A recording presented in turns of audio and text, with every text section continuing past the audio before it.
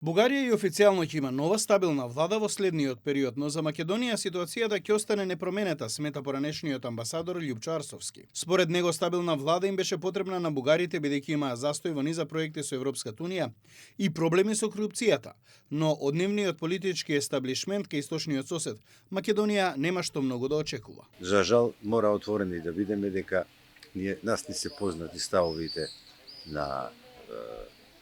сега актуелниот премиер, познати се неговите изјави и изјавите на еден куп премиери и министри за надворешни работи во изминатиот период, ништо дука не е променето, они се закопани во таа нивна превалентна идеја која е повеќе романтизам од старите времиња, кога се расчистувале некои војни, па им било ветено тоа што им било ветено и они мислат дека тоа ќе го исполнат на сега на еден поинаков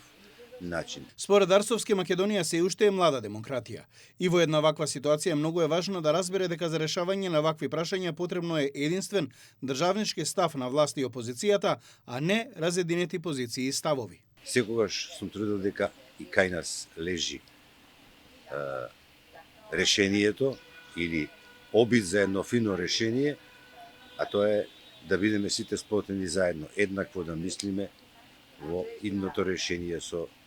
соседната земја. Арсовски додаде дека силната дипломатија ги бара слабите страни кај соседите или противниците за да успее да победи во ваквите спорови. За жал, ние ни за години наназад сме многу млаки и премногу наивни, а тоа Бугарија го искористила. И до сега,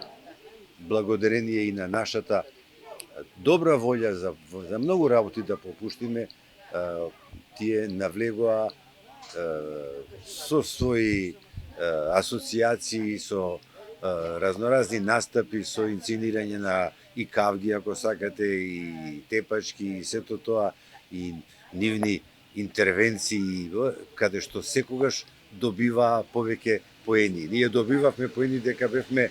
добронамерни, дека тоа го бараме истото и од Бугарија. И тоа секогаш го кажуваме, меѓутоа